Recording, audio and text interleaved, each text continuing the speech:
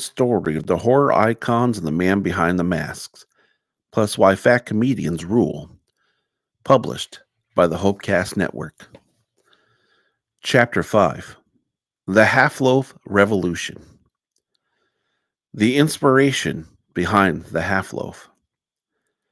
When I think back to the moment, the divine inspiration that led to the creation of the half loaf, I can hardly believe that it all started with a slippery supermarket floor and a heart full of existential dread. Picture this.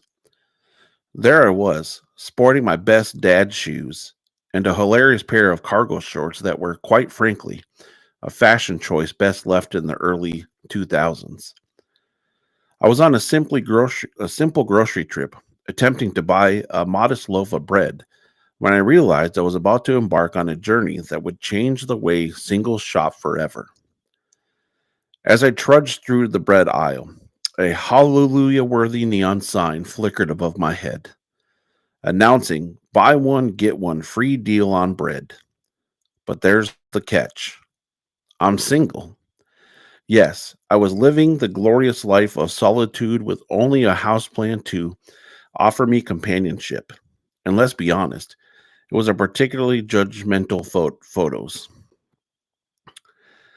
The idea of purchasing a whole loaf of bread only to watch it grow stale, moldy, and inevitably end up in the trash felt like a form of emotional and financial betrayal. Why did bread companies think that one size fits all? These loaf manufacturers had clearly never known the deep emotional struggle of the single person in the bread aisle. Caught in this thought spiral, I became unreasonably angry at the world. Why were people with partners and kids blessed with family sized everything while us lone wolves had to succumb to the tyranny of excessive everything, excessive carbs? I immediately envisioned a world where singles wouldn't have to throw away half a stale loaf when they inevitably forgot to use the other half in a panini. It was as if the universe was whispering sweet nothings to me, nudging me toward bread solution glory. The idea of the half loaf was born, a bread offering that said, hey, you, I see your lonely struggles. Let's make your life a little easier. With excitement bubbling inside me, I threw a whole loaf of bread into my cart, not knowing it would soon be filled with ideas instead of carbs. I dashed home, ready to sketch out the blueprints for my doughy dream. I envisioned a cute little package, one that appealed to singles, sarcastically written to say, because we all know you've been heartbroken by moldy bread too many times. I imagine clever advertisements with singles happily assembling gourmet sandwiches using just a half loaf, accompanied by testimonials from people like my friend Jacob, the Godfather, claiming bread should embrace the darkness of singlehood. Market research, I soon discovered, was less about finding what consumers need and more about navigating their whims. Vivid whims filled with despair and sprinkle of hope. Sadly, when I interviewed people about half loaf preferences, instead of a practical answer, all I got were confessions about failed relationships, midweek pizza orders, and a love hate relationship with frozen meals. Apparently, being a single person could lead to a debauchery in the frozen food aisle. This was more motivation than I'd ever needed. So I rolled up my sleeves and told myself, you've trained serial killers, MTD. You can figure out the bread market. While I formulated my grand plan, I even created a tagline that clearly expressed the essence of what the half loaf represented. Because half a loaf is better than none. Save time, save money, save yourself from mold. Seriously, who knew bread could have a side of existential philosophy? The more I developed the brand, the more not just my creativity flourished, but my amusing ability to envision a world where never again would a single person have to suffer the heartbreak of wasting a whole loaf.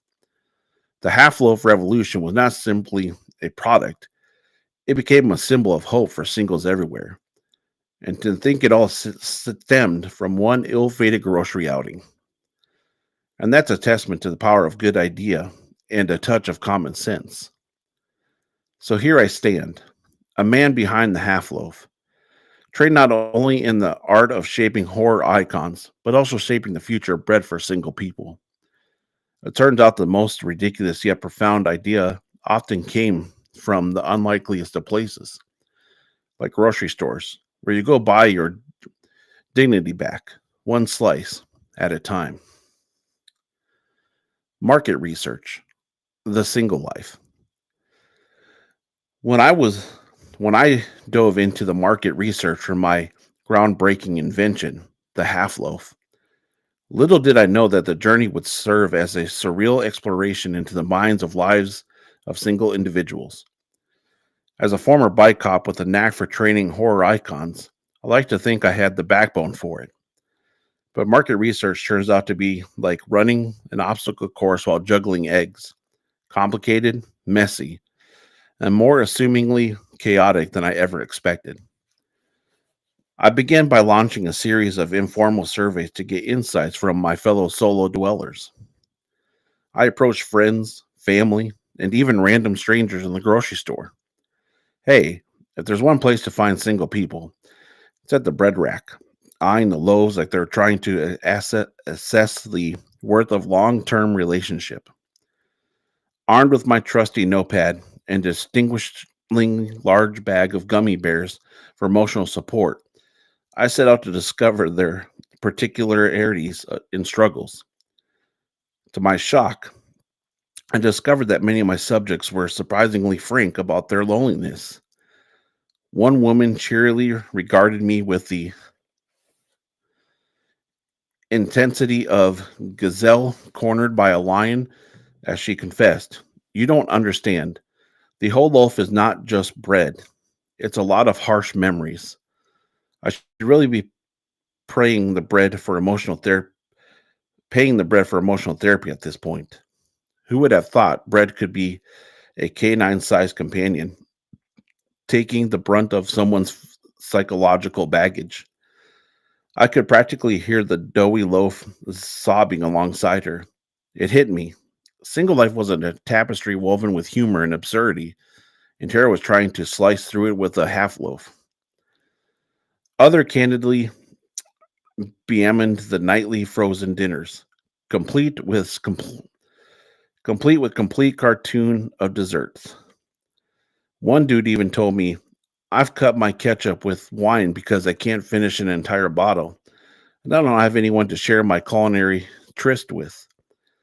Only in this twisted universe could you create gourmet delicacies of ketchup cocktail, all while feeling like it was the Last Supper. My heart went out to him as I scribbled down notes faster than Jason Voorhees advancing on an unsuspecting camper. Along the way, I recruited my pals to share their sorrow surrounding relationship deals gone wrong, tragic tales of pasta, frozen meats, and leftovers becoming radioactive waste. It's as if each man's kitchen had morphed into a hostile territory that stockpiled sadness in bowls and pans. One night, Trent experienced a fridge breakdown that was so tragic he had to throw a wake for three forgotten grocery items. All I could think was that there was an opportunity here. The half loaf could spare future grieving souls from the pain of yesterday's bread. It would save them from their kitchen disasters and moldy leftovers while bringing in humor. As the research deepened, I realized that pitful pasta surprises and ketchup cocktails weren't the only literary gems I'd unearthed. The younger generation gushed about how they used to rely on takeout, but now they craved invention. I can order sushi at 2 a.m. while weeping over the notebook, one singleton proudly exclaimed. Nothing says I'm fine, quite like an all you can eat sushi binge while sobbing about Ryan Gosling. These folks were eager to create meals even if they had a bread sized hole in their heart, which of course was going to be filled by my half loaf. So there lay the conundrum. Not only did these single souls want something less than a full loaf of bread, but they also craved community like horror fans cringe watching their favorite camping campy movie together. The half loaf was more than just a product, it became a vehicle to bring people into the fold, offering up slices of comfort as they navigated the peculiar arrangements of solo living. I started realizing that future of marketing solutions for single lay in acknowledging their desire and unique moments for absurdity. The half loaf was the answer as it promised to shield singles from the lonely cosmic void of excessive carbs and moldy heartbreak. It could even serve as a sarcastic pick me up because let's face it, when it comes to single life, we all need a chuckle. Ideally, while consuming a spectacular half sandwich that tasted of hope, or at least of mild regret. So I strapped on my metaphorical lab coat and armed myself with wit as I prepared to introduce the half loaf to the world. Little did I know, the single bread revolution would become a culinary lifeline for the lonely and have them laughing in the face of mold forever. The culinary challenge, redefining bread. As my journey evolved from the preliminary sparks of inspiration to a battling ground of culinary creativity, I found myself confronting an abyss of impossibility known as redefining bread. In the world of carbohydrates, bread is sacred. It sits atop a culinary throne, guarding its traditions fiercely, while I, the lower jester, donned my apron and prepared to shake things up. This was not just about creating the half loaf. It was about battling against the flowery customs of an entire industry, much like how Batman takes on the world of crime. If Batman had a squishy love for whole grains and a penchant for late night snack raids, with a heart full of ambition and a head brimming with possibilities, I rolled my sleeves up, armed with flour like a knight preparing for battle. I faced my first culinary challenge, the perfect half loaf recipe. Many a time did my friends chant, "You can't just cut a regular loaf in half and call it a day." I argue back, "Why not?" That's because those bread zealots have forgotten there's more to bread than just being a loaf. But I was determined to prove them wrong, navigate the dough filled labyrinth, and emerge victorious with an edible masterpiece. My first attempt started in my cluttered kitchen, where I was destined to become both a butcher and a baker. I experimented with various types of flour, yeast, and water, layering them like a diabolical plan cake, not to be confused with an actual cake, which was a slippery slope I didn't dare tread. The first batch rose like it was auditioning for a baking competition, only to deflate faster than my bank account when I found myself washing dishes after making an extravagant three-course meal for one. My kitchen quickly transformed into a war zone of sticky dough, exclamations of horror, and flour storms that would make the dust bowl look like a mere sneeze. But frustration soon turned to hilarity. I accidentally created a bread loaf that resembled a science experiment gone wrong. This beast was so dense it could have been a surrogate for a weight plate in my home gym. My friend Roger, who loves small dogs, stopped by to check on my progress. He took one look at the loaf and said, laughing, "If you're not careful, you'll summon Cthulhu with that thing." Ah, but I pressed on, fueled by humor and the sweet taste of ambition. The breakthrough came when I com- contemplated who the half loaf was for, the single folks who wanted variety. What if the half loaf could be delivered in multiple flavor profiles? An everything loaf, a sourdough explosion, or an interrogating rye mix?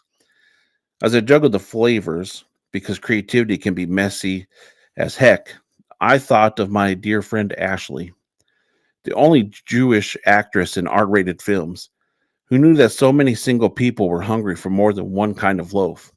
Now we had something to work with. Bread could be adventurous. Every iteration became a little more promising, and soon I graduated to a flavor profile that could earn the respect of Michelin star chefs, or at least summer barbecues. I mixed in herbs, garlic, and spices, crafting a loaf that screamed, "Look at me!" more than my failed attempts at stand up comedy ever did. I faced one final challenge.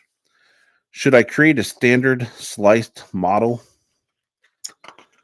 of the half loaf or embrace the artistry flair of the slices, allowing buyers their own adventure? Ultimately, I figured it would be best to offer a variety so each incredible half could be filled with remnants of culinary joy. As I stood there at my kitchen counter, having conquered the culinary challenge of redefining bread, not just any bread, but a bread tailored for those who had previously suffered through hardship of loaf based heartache, I realized I had crafted something far more meaningful than mere sustenance. The half loaf wasn't just a product, it represented liberation for single individuals fighting against oppressive bread quantities. It celebrated the undying spirit of the culinary world with a sprinkling of laughter and a fistful of silliness. In the end, I emerged victorious, not merely as a creator of half sliced masterpiece, but also as a warrior ready to conquer the lonely palates of single folks everywhere. It was more than bread, it was a movement, and I was thrilled to launch the half loaf into the world, knowing that these bread warriors would fearlessly cut their paths one delicious slice at a time. The emotional connection, loneliness, and food. One of the most unexpected experiences I encountered in my journey of launching the half loaf was an awakening to the often overlooked, yet powerful emotional connection between loneliness and food. You see, while training horror icons like Jason and Michael Myers, I had my fair share of run ins with fear and terror. But nothing prepared me for the profound realization that food, particularly when enjoyed alone, can reveal intimate layers of loneliness that would make even the darkest horror film seem lighthearted. For my extensive market research, one theme echoed like a tragic refrain from a sad love song: the bizarre intertwining of comfort food and crushing solitude. I had friends sharing their heart wrenching food stories, detailing how they would spend evenings curled on the couch with box set marathons of reality dating shows, specifically those designed to highlight why they weren't making the cut. Picture this: you're eating a pint of ice cream while simultaneously laminating the state of your love life. Talk about a dramatic irony fit for Shakespeare. And there I was, a self-proclaimed hero of bread, ready to save them from their crusty solitude with my glorious half loaf. In the thick of it all, I realized the scope of food's role in our emotional lives. For many single folks, food represented a loyal companion during those long, lonely nights. For instance, it's a universal truth that a slice of pizza can offer comfort like no human being ever could. A package of ramen could be emotional support they never knew they needed. Unfortunately, the most misguided solace often comes from an entire bag of potato chips, betraying us with their seductive crunch as we spiral further and further into the abyss of solitude. Who knew that food could double as a villain in one's emotional journey? As I brainstormed how to make the half loaf resonate with this deeper connection, I began to think of the comedic relief humor could provide. The truth is, loneliness has an absurd nature. Humans can often become trapped in a cycle of self imposed isolation. I often found myself thinking of my friend Jacob, who, while deeply entrenched in his goth phase, was the one to share layers of silver linings with his irony. He would curl up with his favorite snack, cheddar crackers, and two different kinds of children's cereal while wearing a t shirt that proclaimed "Alone Together." The irony was palpable and in many ways deeply reassuring. Food provided a bridge that humor could cross, transforming loneliness into a collective experience of hilarity rather than despair. So I set off on a mission to create marketing for the half loaf that reflected this connection.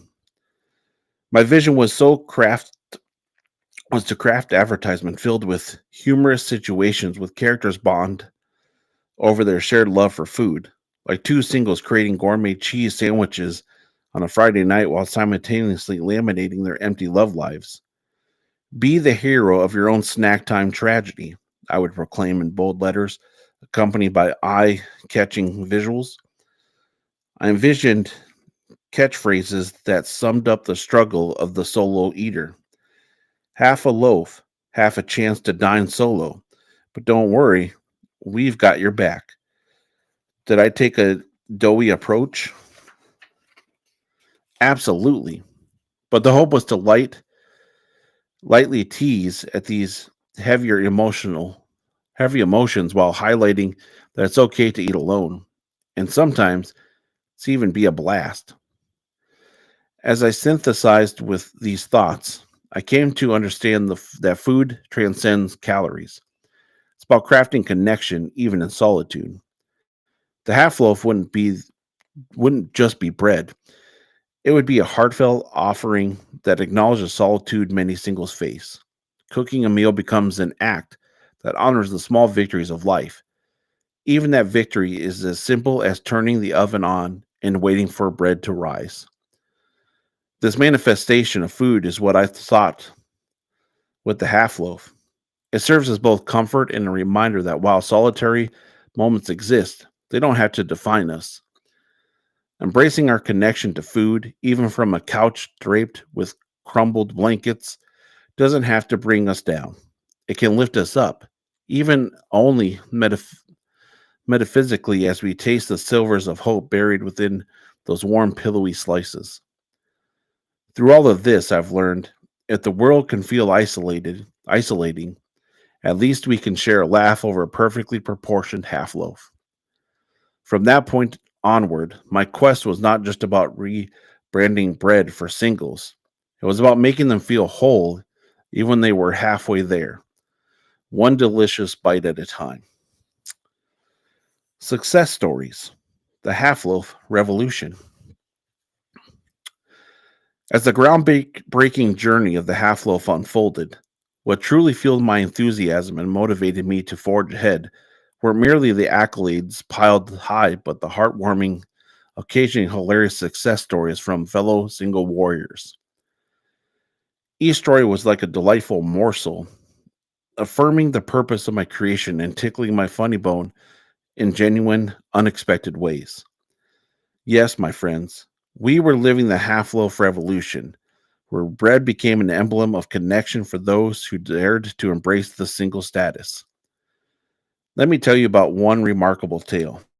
Meet Laura, a 32-year-old self proclaimed master of the couch, who had a devoted relationship with her sofa, which had probably seen more misadventure than any horror film scripts I'd ever encountered. Laura became a part of the Half Loaf family when she stumbled upon the transformative power of my creation during a late night grocery run. Her fridge echoing like the haunted halls of an old mansion with remnants of expired food. She bought the half loaf out of sheer desperation. That night, she paired it with her homemade marinara sauce, quietly noting how easily it felt to whip up something delicious while still revealing in her solitude. Little did she know that her photo shoot with the humble loaf and two glasses of wine would lead her to becoming a social media sensation, inspiring countless others to embrace the inner half loaf warrior. Overnight, hashtag half loaf revolution gained traction across the web, resonating with others who celebrated the beauty of kitchen chronicles. Then there was Greg, a 40 something software engineer who decided to give Half Loaf a try on the advice of his sister, who, in yet another comical twist of fate, was busy planning a matchmaking event. Greg wasn't thrilled about the idea, but he resolutely picked up a half loaf and documented his culinary journey on social media. Ever, ever, Over several weeks, what began as amusing trial and error moments morphed into an epic saga in which he began drafting whimsical cooking tutorials featuring the half loaf at center stage. He crafted everything from gourmet toast to ridiculous half sandwich Friday challenges that had viewers laughing so hard they nearly dropped their sacks. Greg went from introvert to food influencer, with thousands clamoring to join his adventures, proving that the half loaf wasn't just bread, it was a catalyst for laughter, joy, and a healthier social life. Among the ranks of the half loaf revolution, we cannot forget Sarah, the aspiring stand up comic whose life had been a whirlwind of unsatisfying relationships.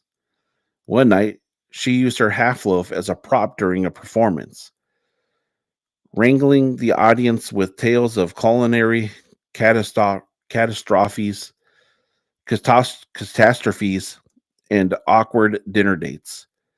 By the time she reached the punchline of "I can't compromise on crust, but I can compromise on loaf size," the audience erupted and she solidified her spot in the hearts of comedy lovers everywhere. The half loaf became more than an ingredient. It helped her find her comedic voice and build a connection with others who were also grappling with the challenges of being single. Another unforgettable story came from my friend Hannah. As my number one podcast fan and adventurous soul, she took it upon herself to go half loaf extreme one evening. With a group of fellow adventurers, she embarked on a camping trip filled with laughter, late night storytelling, and of course, the half loaf. They crafted a culinary competition, testing out inventive camping recipes featuring, you guessed it, the half loaf.